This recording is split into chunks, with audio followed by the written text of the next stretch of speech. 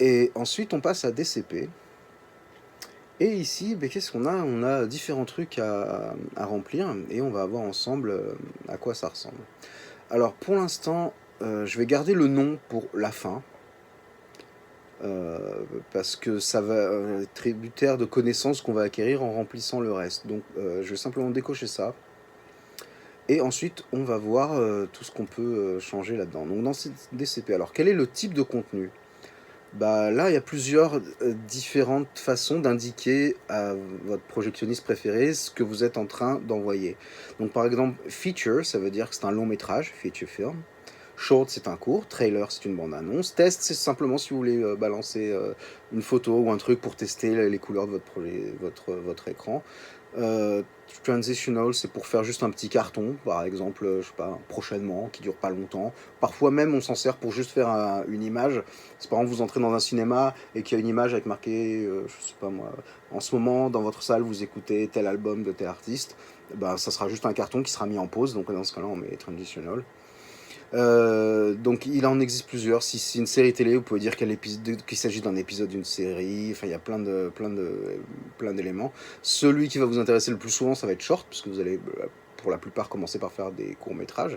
Si vous passez au long, bah, vous mettez feature. Ça se traduit ça dans le nom, donc on verra ensuite quand on verra comment nommer un DCP que c'est important de connaître ce qu'on est en train de faire comme contenu.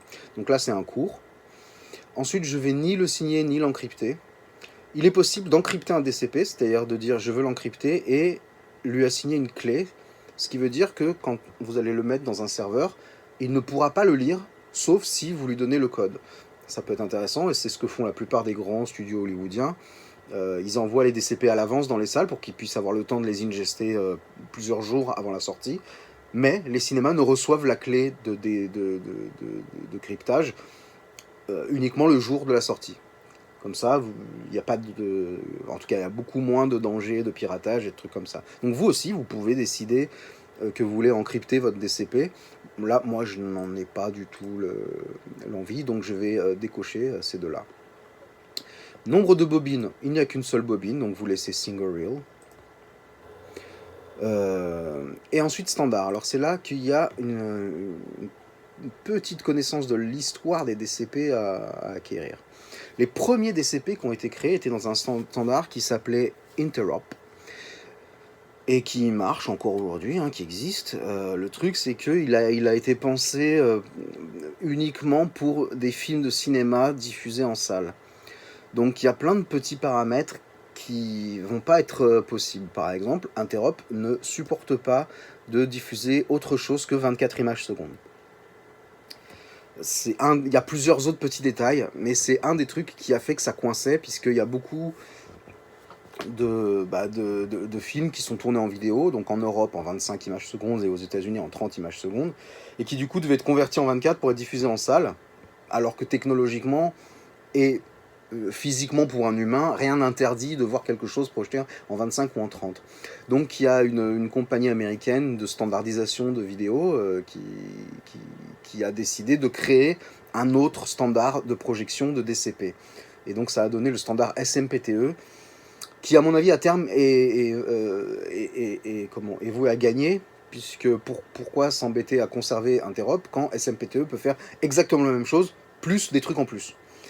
Donc du coup, le plus souvent, vu que vous êtes en Europe et qu'il y a beaucoup de choses que vous tournez qui va être en 24 images, 25 images secondes, choisissez systématiquement SMPTE. Petite exception, certains cinémas sont un peu vieux, soit un peu en marge, qui ont acheté leur projecteur il y a suffisamment longtemps pour ne pas supporter le SMPTE, exigeront un DCP en interop. Donc dans ces cas-là, si votre film n'est pas en 24 images secondes, faites un nouvel export pour le convertir et mettez-le en interop dans DCP Omatic. Je vous cache pas que ça m'est arrivé qu'une seule fois pour un festival, je sais plus, mais dans une petite ville du côté de Bordeaux, qui du coup exigeait uniquement un DCP en interop. Donc du coup je l'ai fait, j'ai converti, je l'ai fait, ça a marché.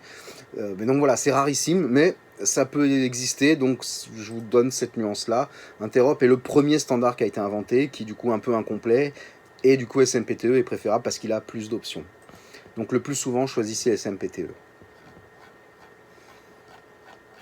Voilà. Ensuite, donc dans vidéo. Alors, c'est là que ça va un peu se compliquer. Je vais commencer par résolution. Résolution, vous avez le choix avec des CP-O-Matic entre 2K et 4K. Bon, là, je vais faire du 2K parce que de toute façon, et d'une, ce que je lui envoie, c'est du 2K. Et deux, si je le convertissais en 4K, ça prendrait plus de temps et je passe ce temps-là à perdre. Donc du coup, ne faites 4K que si vraiment ce que vous êtes en train d'exporter est en 4K. Je veux dire un vrai 4K dont le workflow a été continu en 4K et que vous voulez un DCP 4K. Ça marchera, c'est très bien, c'est pas le problème, mais pour l'instant, on va rester en 2K. Je reviens là-dessus juste après. Nombre d'images secondes. Bah là, du coup, il a calculé que mon export était en 24 images secondes. Donc, du coup, je laisse 24, c'est aucun problème. Si c'était 25, je lui dirais 25. Mais ce n'est pas le cas. Ah, et puis il détecte en fait, au moment où on importe un fichier, il détecte son nombre d'images secondes. Donc, du coup, il vous propose d'utiliser le meilleur. Et du coup, bah, le meilleur, c'est d'être compatible. Et du coup, quand je mets utiliser le meilleur, il me dit, bah ok, 24 images secondes. Et enfin, le débit des données. Alors ça, c'est quelque chose qui est vraiment cool. Parce que bah, les premiers DCP que j'ai appris à faire, c'était avec Media Encoder. Et le problème, c'est que Media Encoder est très automatisé, beaucoup plus simple que DCP-O-Matic, mais ne permet pas de changer le débit. Et du coup, le débit est automatique. Alors, ce qui fait des DCP de légèrement moindre qualité, mais surtout qu'on ne maîtrise pas complètement. Alors, c'est quand même projetable, hein, j'ai fait plein de projections avec des DCP créés avec Media Encoder, c'est pas du tout un problème. Et d'ailleurs, les choses que je vous dis là, peut-être si vous voulez faire des trucs avec Media Encoder, marcheront aussi. C'est juste que dans Media Encoder, il y a beaucoup moins d'éléments qu'on peut changer comme on le souhaite. Mais du coup, voilà. Alors, il recommande 120 mégabits par seconde, c'est pas mal. Ça va dépendre un peu de votre projet. Je vous dirais en tout cas de ne pas tomber. Pour vous donner un ordre d'idée, des trucs en H264 vont être entre 8, 10, 12 mégabits par seconde. Un fichier en Apple ProRes va aller beaucoup au-dessus, du 60, 80, 100. Donc du coup, l'idée de mettre 120, c'est pas mal, mais si votre fichier de base n'est pas à 120, ça ne sert à rien. Donc interrogez-vous sur ce que vous lui envoyez comme export pour que vous ayez un débit qui soit compatible. C'est-à-dire que ça ne sert pas à grand-chose d'avoir un débit démesuré si de toute façon ce que vous lui donnez comme master n'a pas le même débit. Donc 120 c'est bien, c'est vraiment très solide, mais du coup ça va consommer plus de place. Du coup là ce que je vais faire, comme de toute façon ce que je viens de lui envoyer c'est du MP4, je vais pas chercher à faire un truc de brut, donc je vais mettre seulement 80. Et c'est déjà bien, ça marche, c'est tout à fait projetable, c'est de très bonne qualité. Puis si vous êtes gourmand, on peut mettre 300, mais au bout d'un moment, ça sert à rien. Ça vous fait des fichiers très volumineux pour aucune raison. Donc cherchez pas à être plus royaliste que le roi en la matière. Voilà, du coup, ici maintenant, la partie importante, c'est qu'il y a 3 différentes façons d'indiquer à un DCP quel est son format. Donc petit rappel, vous vous souvenez, je l'espère, des différents formats du cinématographe. On se souvient évidemment du 1.33 pour 1, qui est le format académique, et puis ensuite le 1.66, le 1.85, qui est le format panoramique, le 2.35, qui est le scope en argentique, et ensuite le 2.39, le scope numérique. Donc tous ces formats-là, en fait, il y en a énormément. Et bien en DCP, il n'y en a que 3. Le premier, c'est flat. Donc flat, qu'est-ce que c'est? C'est que ça va être projeté sur la totalité de l'écran en 2048 pixels par 1080 pixels. Donc ça, c'est flat. En revanche, flat est adapté à une projection d'un film en panoramique. C'est-à-dire qu'en fait, sur la surface totale du 2K OpenGate, il va mettre le film avec de fines bandes sur le côté pour être en format panoramique. Donc le format panoramique au cinéma, le 1.85 pour 1, se traduit en pixels en 1998 par 1080. Donc quand on coche flat, ce qu'il va faire, c'est créer un fichier qui va être en 1998 par 1080, projeté sur une fenêtre de 2048 par 1080. C'est la raison pour laquelle les plus attentifs d'entre vous ont vu que il y avait des fines bandes sur les côtés de ma vidéo. C'est pour respecter le format de projection. Donc là, il me montre une image en 1998 par 1080. Mais comme je suis en HD et pas en panoramique, donc plus resserré, eh bien, il me met des fines bandes. Ensuite, on a le complete ou full frame. Donc là, vous voyez qu'il m'a mis des bandes plus grosses. Donc là, je suis en 2048 par 1080 en full frame. Ce format-là est très peu utilisé. Je m'en suis servi uniquement quand le film projeté était tourné dans ce format-là. Ça arrive que le réalisateur et le chef-op décident que le format officiel du film est 1,90 pour 1. Et du coup, la meilleure façon de respecter le format de projection en projection, c'est de mettre en complete ou full frame. Et enfin, le scope. Donc le scope, vous le connaissez, il est en 2048 par 858. Donc c'est le scope numérique du 2,39 pour 1. Alors là, c'est pas du tout adapté parce que mon film n'est pas en scope. Mais si je décidais au dernier moment de faire un film en scope, eh ben, je dirais ok, mais je veux pas de bande sur le côté, je veux cropper. Donc dans ces cas-là, on va retourner dans contenu et lui indiquer que la mise à l'échelle va être en scope. Et là, vous voyez que du coup, il a respecté ma volonté et il a mis le film en scope. Bon, il se trouve que dans la vraie vérité, ce n'est pas le cas, donc je vais le remettre en HD. Et je vais lui dire qu'il n'est pas en scope, mais qu'il est en flat. Donc retenez bien ces trois notions. Les deux qu'on utilise le plus souvent, c'est flat et scope. Et full frame uniquement si votre film est en 1,90 pour 1. Si votre film est en HD, c'est mieux de le mettre en flat. Il y aura des fines bandes sur le côté de toute façon pour respecter votre fenêtre de projection. Ensuite, dans audio, vous pouvez choisir le nombre de canaux. Et là, mon film est en stéréo, donc vraisemblablement, je devrais aller dans stéréo. Et ce que ça va faire, c'est créer un DCP qui n'est que en stéréo.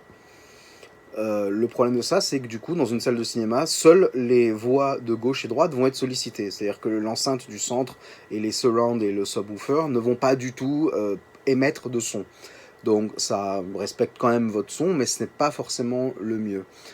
Du coup, je vous suggère de lui dire que vous êtes en 5.1. Donc il y a encore d'autres protocole, hein. On peut même faire du Dolby Atmos si vous avez un mix en Atmos, mais d'ailleurs j'avais l'intention pendant ce trimestre de faire des tests avec un étudiant en son qui a fait un mix en 7.1 et je voulais faire un test avec des CP-O-Matic, donc vous voyez qu'ici c'est possible, hein, on peut faire du 7.1 mais le truc c'est que j'ai pas encore eu le loisir de le tester, donc je sais que c'est technologiquement faisable.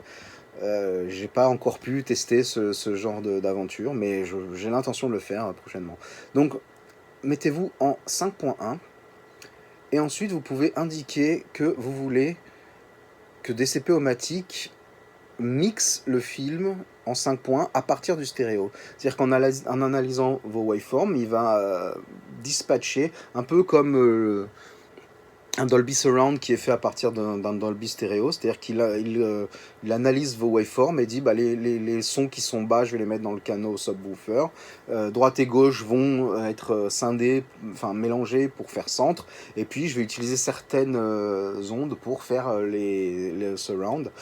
Et du coup, celui que je vous conseille d'utiliser, parce que j'ai testé les deux, et j'ai trouvé que B était plus en termes de spatialisation et en tout cas en termes de confort d'écoute dans la salle, j'ai trouvé que B était meilleur que A, sans doute qui date d'après. Donc si plus tard il y a une mise à jour et qu'il y a C, prenez C. Mon instinct me dit que plus ils en feront, mieux ça vaudra. Mais du coup ça c'est intéressant, ça permet d'avoir un DCP beaucoup plus aux normes, parce qu'il y a certaines salles de cinéma qui voudront absolument un minimum de 5.1 des voix allumées, et, ou alors soit ne comprendra pas pourquoi il n'y a que deux voix de solliciter, ou alors vous dira non, vous avez raté votre truc, recommencez.